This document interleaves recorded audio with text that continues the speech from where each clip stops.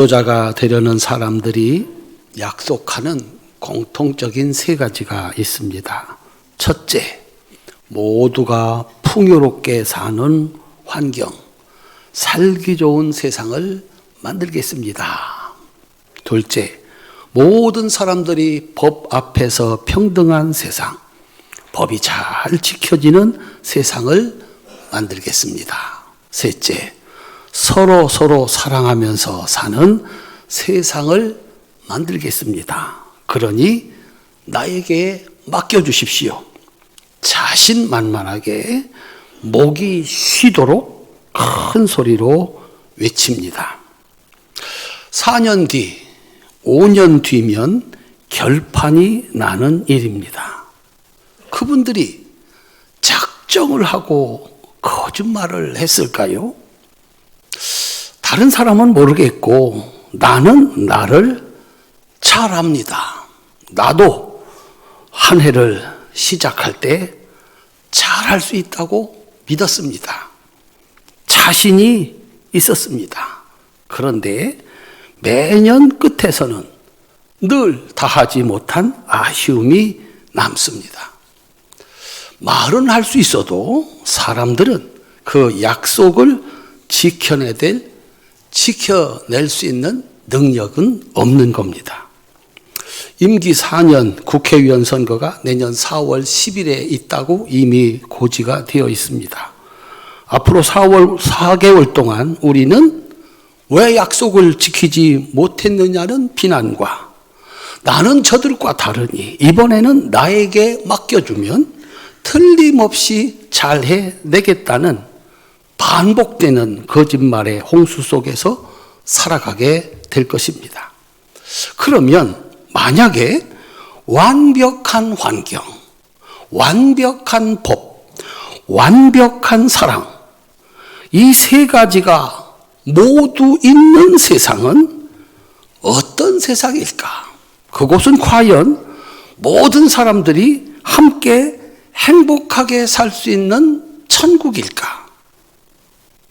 세상에는 그런 세상이 한 번도 없었습니다. 그런데 성경 역사에는 꼭 한 번씩 있었습니다.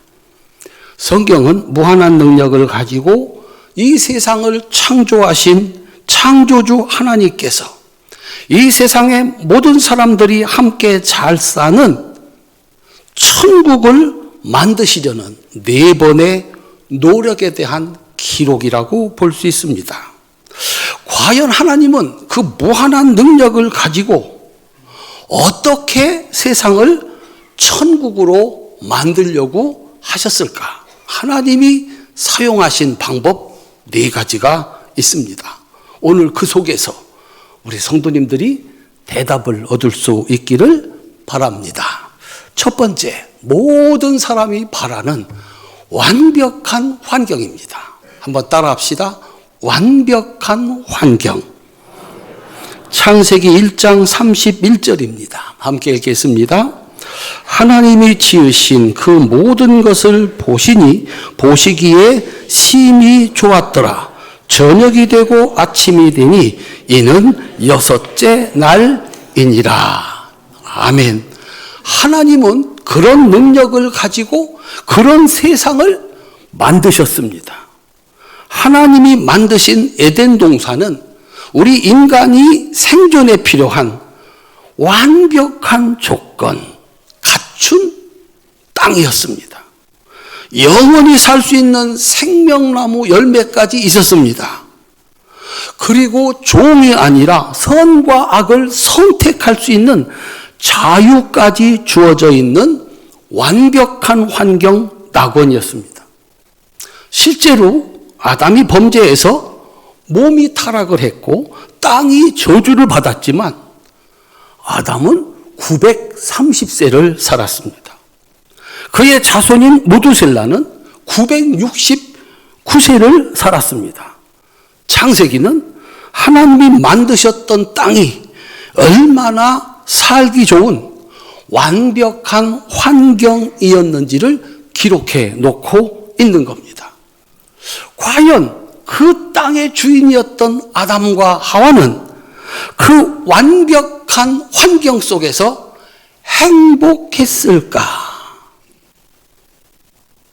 아담과 하와는 모든 것이 완벽한 환경에서 하나님의 말씀을 듣지 않는 죄를 저질렀습니다. 그들은 마귀에게 속아서 옳은 것, 맞는 것을 틀렸다고 했습니다. 거짓된 것, 틀린 것을 맞는다고 했습니다. 잘못된 길로 간 겁니다. 결국 그들에 의해서 완벽한 환경의 낙원은 그들이 함께 살 수 없는 세상이 되어버리고 말았습니다. 완벽한 환경이라면 행복할 수 있을 텐데 환경의 문제가 아니라 하나님을 믿지 않는 죄가 문제였습니다. 그래서 첫 번째 하나님의 시도가 실패하고 말았습니다. 두 번째, 한번 따라합시다. 완벽한 율법. 신명기 28장 1절입니다. 함께 읽겠습니다. 내가 내 하나님 여호와의 말씀을 삼가 듣고 내가 오늘 내게 명령하는 그의 모든 명령을 지켜 행하면 내 하나님 여호와께서 너를 세계 모든 민족 위에 뛰어나게 하실 것이라. 아멘. 사람들의 약속은 그겁니다. 법이 공정하게 있는 자에게나 없는 자에게나 법 앞에 만인이 평등한 세상을 만들겠습니다. 그런 법을 만들겠습니다.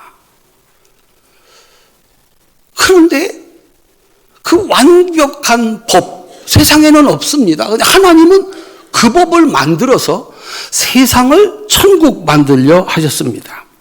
하나님은 지키면 그대로 복이 되는 법, 지키지 않으면 반드시 망하는 완벽한 법인 십계명을 만드셨습니다. 세상의 법은 지키지 않아도 혹은 무시해도 속여도 어찌하지 못합니다. 그러나 하나님은 마음속까지 보시고 심판하십니다. 그리고 법대로 그렇게 만드시는 능력입니다. 하나님이 만드신 그런 나라가 있었습니다. 그런 완벽한 법이 있었습니다. 그 완벽한 법으로 만든 하나님의 나라와 하나님의 백성들이 그 법을 자신이 지키는 대신 상대방의 잘못을 정죄하고 심판하는 데 썼습니다. 그래서 그 완벽한 법을 가지고 서로 죽이고 죽는 데 사용했습니다. 내가 지켜야 되는데 내가 지킬 생각은 하지 않고 네가 지켜야 된다. 왜 그 법을 지키지 않느냐? 결국 그 완벽한 법이 서로 죽이고 죽는 일에 쓰이게 됐습니다. 또 실패했습니다. 완벽한 법이 아니라 그 법을 지키지 않는 죄가 문제였습니다. 두 번째도 실패했습니다. 세 번째, 따라합시다. 완벽한 사랑. 요한복음 3장 16절입니다. 함께 읽겠습니다. 하나님이 세상을 이처럼 사랑하사 독생자를 주셨으니 이는 그를 믿는 자마다 멸망하지 않고 영생을 얻게 하려 하심이라. 아멘. 하나님이 먼저 시작했습니다. 하나님이 그 사랑하는 자들을 위해서 아들 예수님을 내어주셨습니다. 예수님은 그 사랑하는 자들을 위해서 자신을 내어주셨습니다. 사람들이 의로워서가 아니고 사람들이 가치가 있어서가 아닙니다. 사도 바울은 이렇게 얘기를 합니다. 우리가 아직 죄인 되었을 때, 쓸모없을 때, 버림받아 마땅한 존재일 때 하나님이 나를 위해서, 우리를 위해서 예수님을 보내주시고 예수님은 그 몸을 내어주셨다라고 하는 겁니다. 그래서 하나님의 사랑은 완벽한 사랑이고 예수님의 사랑은 무한한 사랑입니다. 뭘 잘했을 때 사랑하시고 잘못하면 버리면 그 사랑은 한계가 있는 사랑인데 아직 우리가 죄인 되었을 때 예수님이 이렇게 말씀합니다. 수고하고 무거운 짐진 자들아 다 내게로 오라. 내가 너희를 쉬게 하리라. 이건 받아들일 줄 알았습니다. 근데 사람들이 거절을 했습니다. 내가 먼저 사랑하라는 하나님과 예수님께서 보여주신 본이 아니라 나를 사랑해 주지 않는다고, 나의 요구를 들어주지 않는다고 세상에 예수님을 십자가에 못 박아 죽이는 죄를 저질렀습니다. 완벽한 사랑이 문제가 아니라 자신만을 사랑하는 죄가 문제였습니다. 이것도 실패를 했습니다. 완벽한 환경이면 되겠다. 완벽한 법이면 천국이겠다. 완벽한 사랑이면 세상은 천국일 것이다. 그래서 내가 그런 세상을 만들겠다고 약속을 합니다. 누구도 할 수 없는 거짓말입니다. 하나님은 하실 수 있어서 그런 세상을 만들었는데 그 모든 것이 있던 그곳에 행복이 없었습니다. 천국이 없었습니다. 오늘 또 사람들은 할 수 없는 일로, 안 되는 일로 서로 정죄하고 미워하고 심판하면서 살아갑니다. 그래서 번갈아가며 감옥을 들락거리고 되지도 않는 것을 얻으려고 노력하다가 병원을 들락거리고 그렇게 살아가고 있는 겁니다. 분명한 것이 하나 있습니다. 우리의 현재는 과거와 비교할 수 없이 좋은 조건이라고 얘기를 합니다. 옛날보다도 훨씬 살기가 좋아졌고 법이 정말 공평해졌고 여성들이 대접받지 못하던 그런 법이 있던 세상하고는 지금은 정말 많이 달라지고 좋아졌습니다. 국가에서도 어려운 사람을 돕고 가진 자들도 어려운 사람을 돕는 사랑이 가득한 세상입니다. 질문입니다. 과연 오늘은 10년 전보다 20년 전보다 행복한 세상인가? 라고 하는 질문에 대해서 사람들은 점점 어렵다고, 오히려 그때가 나았다고, 지금은 결혼을 할 수도 없고 결혼을 해서 아기도 낳을 수 없다, 그런 세상이라고 얘기를 합니다. 그 약속은 다 어디 갔나? 그 노력은 다 어디 갔나?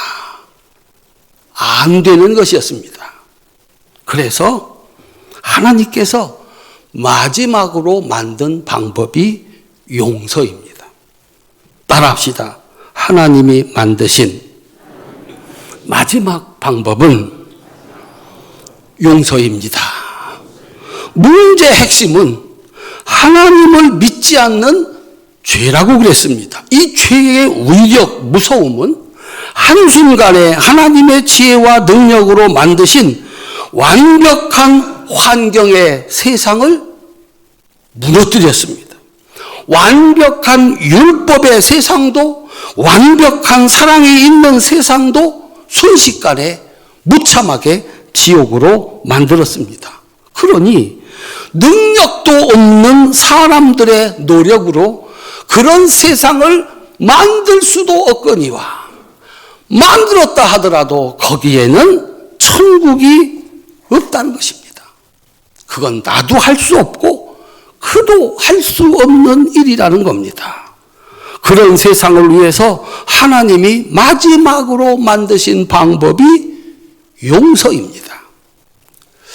신약 성경의 최고의 실력자, 예수님이 가르치신 그 믿음을 완성한 사도 바울이 솔직하게 자기 속을 다 드러내요. 이렇게 고백하고 가르칩니다. 그는 최고입니다. 예수님이 뭘 가르쳐 주셨는지 그걸 다 정리해서 예수 믿고 죄 용서함 받고 천국 가는 길을 가르쳐 준 사람입니다. 최고입니다.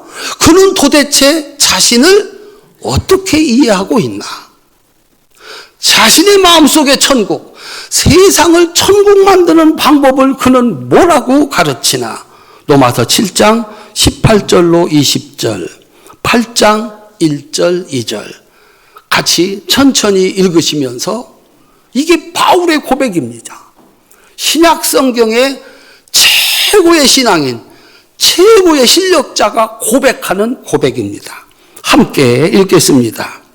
내 속 곧 내 육신에 선한 것이 거하지 아니하는 줄을 내가 아노니 원함은 내게 있으나 선을 행하는 것은 없노라. 내가 원하는 바 선을 행하지 아니하고 도리어 원하지 아니하는 바 악을 행하는도다. 만일 내가 원하지 아니하는 그것을 하면 이는 이를 행하는 자는 내가 아니요 내 속에 거하는 죄니라. 그러므로 내가 한 법을 깨달았노니 곧 선을 행하기 원하는 나에게 악이 함께 있는 것이로다. 내 속사람으로는 하나님의 법을 즐거워하되 내 지체 속에서 한 다른 법이 내 마음의 법과 싸워 내 지체 속에 있는 죄의 법으로 나를 사로잡는 것을 보는도다. 오호라, 나는 곤고한 사람이로다. 이 사망의 몸에서 누가 나를 건져내랴. 우리 주 예수 그리스도로 말미암아 하나님께 감사하리로다. 그런즉 내 마음이 마음으로는 하나님의 법을, 육신으로는 죄의 법을 섬기노라. 그러므로 이제 그리스도 예수 안에 있는 자에게는 결코 정죄함이 없나니 이는 그리스도 예수 안에 있는 생명의 성령의 법이 죄와 사망의 법에서 너를 해방하였음이라. 아멘. 최고의 사람이 그 어떤 노력으로도 자신 속에 있는 죄를 없앨 수 없다는 탄식입니다. 아무리 노력을 해도 이거 안 되는구나. 그러면 이 문제를 어떻게 해결해야 되는가? 그 죄를 없앨 수 있는 유일한 방법은 예수님을 통하여 하나님이 만드신 대속과 용서구나라고 하는 것을 깨달아 우리에게 가르치는 것입니다. 로마서 3장 23절 24절입니다. 함께 읽겠습니다. 모든 사람이 죄를 범하였음에 하나님의 영광에 이르지 못하더니 그리스도 예수 안에 있는 속량으로 말미암아 하나님의 은혜로 값없이 의롭다 하심을 얻은 자 되었느니라. 아멘. 내가 노력하고 노력했더니 마침내 모든 죄를 극복하고 내가 마음먹은 대로 다시는 죄를 짓지 않은 인간이 되었습니다. 그게 아니라 노력하고 노력했는데 안 됩니다. 내가 할 수가 없습니다. 노력하고 노력해서 마침내 죄가 없는 사람, 의로운 사람이 되는 것이 아니다. 기독교는 그런 종교가 아니다. 죄가 없는 사람이 되는 것이 아니라 예수님이 그 죄값, 나의 죄값을 다 치르시고 용서하심으로 얻는, 따라합시다, 의롭다 하심. 다시 한번요. 칭의. 나는 여전히 죄인이지만 예수님이 그 죄를 다, 그 죄값을 치르셔서 너는 이제 죄가 없는 의로운 사람이라고 말해 주겠다. 인정해 주겠다. 그 말입니다. 죄를 다 없애줬으니 너는 이제 죄 없는 의로운 사람이다 라고 칭해주는 칭의. 이것만이 해결책이라고 말합니다. 노력해서 될 것 같으면 얼마나 좋을까. 신약의 최고의 선지자가 노력하고 노력해도 안 됩디다. 그런데 우리 예수님이 내가 네 죄값을 다 치루었다. 그러니 너는 오늘부터 의로운 사람이라고 여겨주겠다. 여유로운 사람이라고 인정해 주겠다. 그렇게 말씀을 한 겁니다. 바로 이 일을 하라고 하나님이 보내신 분이 하나님의 아들 예수님입니다. 오늘 본문입니다. 함께 읽겠습니다. 마태복음 1장 21절 함께 읽겠습니다. 아들을 낳으리니 이름을 예수라 하라. 이는 그가 자기 백성을 그들의 죄에서 구원할 자이심이라 하니라. 아멘. 예수님이 오셨는데 예수님은 뭐하러 오셨나? 부자 만들러 오셨나? 병 고치러 오셨나? 우리 잘 살게 하시기 위해서 오셨나? 일이 점점 잘 돼서 돈이 많아지면 천국인가? 질병 고침받아 건강해지면 천국인가? 소원이 이루어지면 천국인가? 아니라고 그랬지 않습니까? 할 수도 없고 그것이 이루어졌다 하더라도 거기는 천국이 아니라고 했지 않습니까? 따라합시다. 그들의 죄에서 구원할 자. 그들을 죄로부터 구원해서 그 마음이 천국이고 그가 어떤 처지에 있든지 천국으로 살아갈 수 있도록 그 일을 하라고 보내셨다. 왜냐하면 죄에는 그 누구라도 그 치러야 되는 죄값이라는 게 있습니다.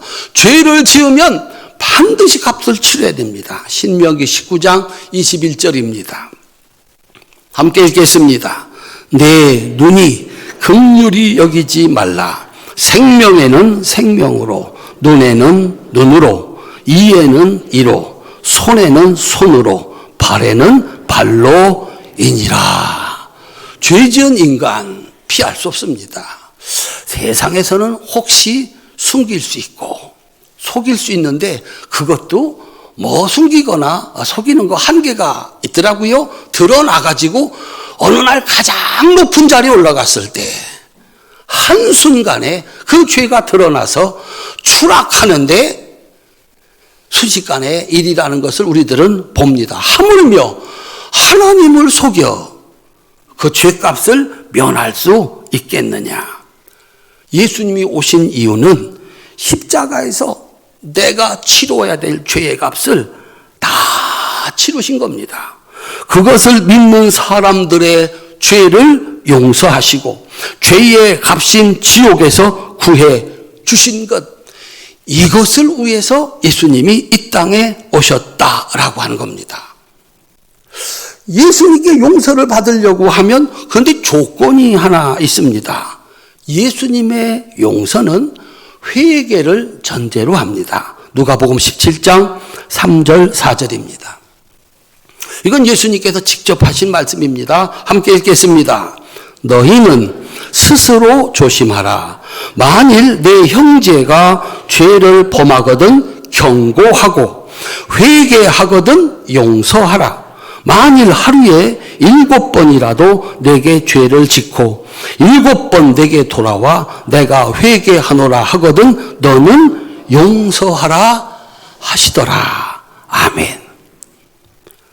예수님께서 가르쳐 주신 것, 어떻게 하면 그와 함께 영원히 잘 살 수 있나? 여러분들이 누구하고 살아가십니까? 몇 명하고나 살아가십니까? 여기 보니까 내 형제가 죄를 범하거든. 우리가 살아가는 게 나를 낳아주신 부모님, 내가 낳은 자식들, 내가 사랑해서 결혼한 사람들, 그리고서 그 언저리에 있는 몇 명, 그들과 살아가는 겁니다. 죄를 안 지을 수가 없다. 실수를 안 할 수가 없다. 그러면 그 관계는 깨어지고 행복했던 가정은 지옥이 되는 겁니다. 함께, 그들과 함께 평생을 살려고 하면 완벽한 환경도, 완벽한 법도, 완벽한 사랑도 안 된다. 따라합시다. 용서하라. 그가 잘못하거든 말해라. 그가 회개하거든 용서해라. 회개에는 용서가 있습니다. 주홍같이 붉은 죄를 눈처럼 만들어주고 진홍같이 붉은 죄를 양털과 같이 희게 만들고 동에서 서가 먼 것처럼 죄의 값을 멀리 옮기시는 하나님의 은혜가 있습니다. 하나님의 용서는 완전한 용서입니다. 한 번도 죄를 짓지 않은 사람처럼 깨끗하게 만들어주는 겁니다. 그래서 그날부터 죄 없는 하나님의 백성으로 다시 살아갈 수 있는 기회를 얻는 게 하나님께만 있는, 예수님께만 있는 은혜와 축복입니다. 그 전에 어떤 죄를 졌다 하더라도 예수님께서 삭개오에게 말씀하십니다.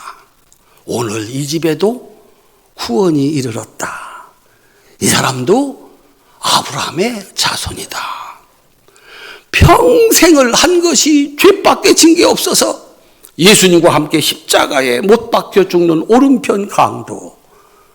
예수님, 제가 여기 와서 보니 예수님이 죄 없이 십자가에 죽으시는 걸 보니 내가 잘못했습니다. 그동안에 세상을 원망했고 부모를 원망했고 나를 원망해서 이렇게 살아 이제 십자가에서 죽습니다. 제가 오늘에서야 깨달았습니다. 제가 잘못했으니 용서해 주시고 주님 가시는 나라 나도 데리고 가시옵소서. 그 순간에 그가 지금까지 지은 모든 죄가 다 없어지고 가자. 주님과 함께 첫 번째 그 손을 잡고 천국 간 사람은 의로운 사람이 아니었습니다. 이야, 의로운 사람이 1번 타자로 갔으면 나는 천당 못 갈 거야. 그런데요, 세상에 그런 사람이 1번 타자로 갔어. 그러니까 여러분들은 천당 갈 일을 걱정하지 않아도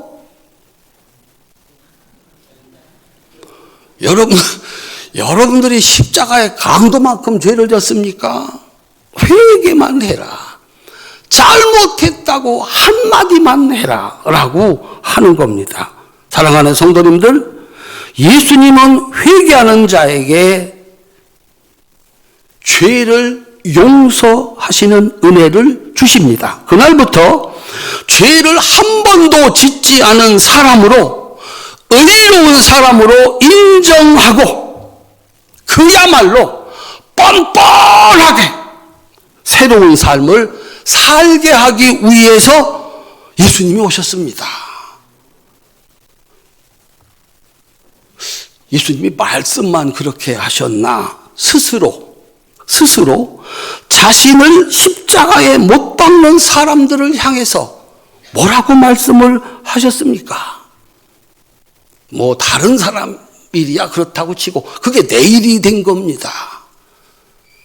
십자가에 자기를 못 박는 사람들 뭐라고 말씀하셨습니까? 하나님 용서해 주시지요. 몰라서 그렇습니다. 그게 예수님의 그들을 향한 마지막 하나님께 드리는 기도였습니다. 제자들하고 같이 기도하러 가자 그랬더니 세상에 예수님 이마에 흐르는 땀방울이 핏방울이 되도록 기도하시는데 제자들은 쿨쿨 잠을 잡니다. 뭐라고 말씀하셨습니까? 저 같으면 그렇게 말을 했을 거예요.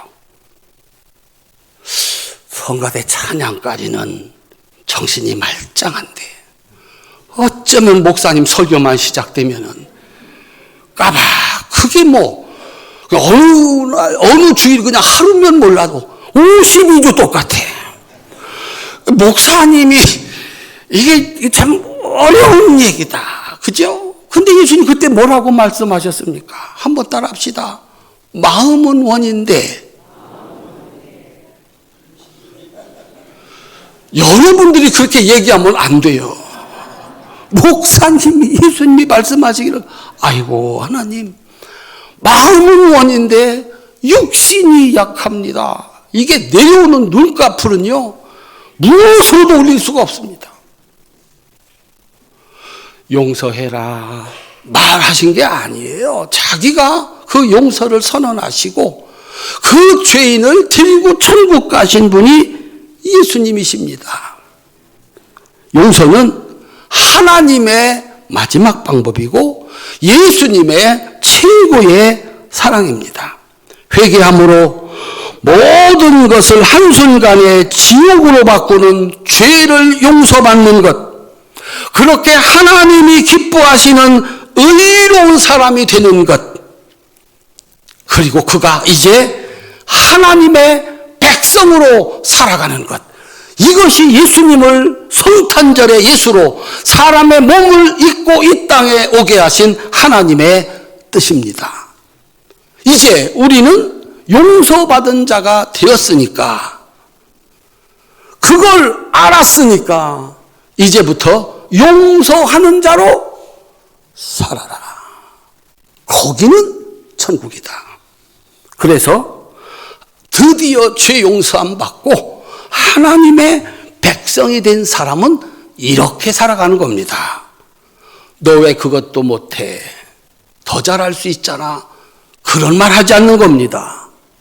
약속했잖아. 지켜야 되지? 그렇게 말하는 거 아닙니다. 비난과 정죄와 처벌은 하나님께 맡기고 용서함으로 세상을 천국으로 만드는 사람이 되는 것입니다. 사도 바울이 이렇게 가르쳐 줍니다. 로마서 12장 14절부터 17절입니다. 우리가 살아가야 할 삶의 방식, 세상을 천국 만드는 유일한 방법, 함께 읽겠습니다. 너희를 박해하는 자를 축복하라. 축복하고 저주하지 말라. 즐거워하는 자들과 함께 즐거워하고 우는 자들과 함께 울라. 서로 마음을 같이하여 높은 데 마음을 두지 말고 도리어 낮은 데 처하여 스스로 지혜 있는 채 하지 말라. 아무에게도 악을 악으로 갚지 말고 모든 사람 앞에서 선한 일을 도모하라. 할 수 있거든 너희로서는 모든 사람과 더불어 화목하라. 내 사랑하는 자들아, 너희가 친히 원수를 갚지 말고 하나님의 진노하심에 맡기라.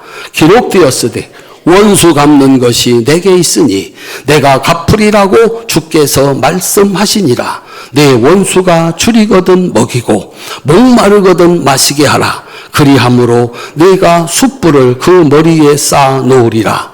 악에게 지지 말고 선으로 악을 이기라. 어때요? 이런 세상. 뭐 이런 세상. 내가 살아가는 세상이 어딥니까? 아까 얘기했잖아요. 2명, 거기에서 4명, 뭐 거기에서 10명, 교회 와서 늘 가깝게 지내는 몇 사람.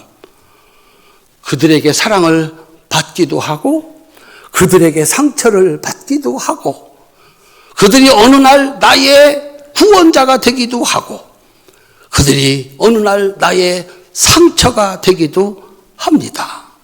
천국은 그곳에 있어야 한다라고 하는 겁니다. 그래서 힘들게 하고 나를 어렵게 하거든 줄이거든 먹이고 목마르거든 마시게 하라. 주일날 교회 갔다 왔는데 우리 여성분들 남편이 은혜 받아가지고 돌아왔어요. 안 사주던 옷을 한 벌 사주면 정신 바짝 차려야 됩니다. 은혜 받고 온 거예요. 내가 요즘 원수 짓을 했구나. 그래 보시면 돼요. 무슨 얘기인지 전혀 깨닫지를 못하는 표정이야. 남성분들, 내가 잘한 게 없는데, 요즘에 한 게 없는데, 밥상이 달라졌어요. 무슨 뜻이요? 내가 원수짓을 했구나. 마누라를 너무 힘들게 했구나.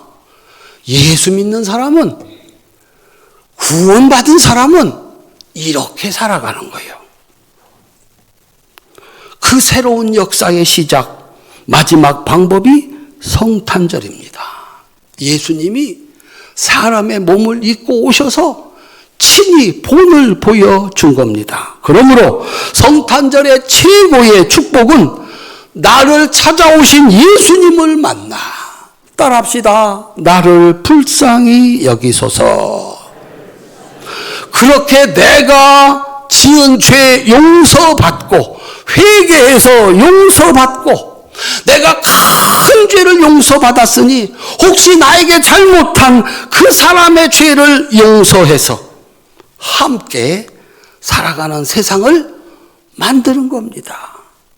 내가 용서받았다는 걸 모르니까, 내가 용서받은 죄가 얼마나 큰 죄를 용서받았는지를 모르니까 나한테 작은 잘못을 한 것, 그거와 비교하면 비교도 안 되는 그 작은 것을 세상의 가슴에 품고 정죄하고 비난하고 심판하고, 그래서 누구하고 살겠다는 거예요.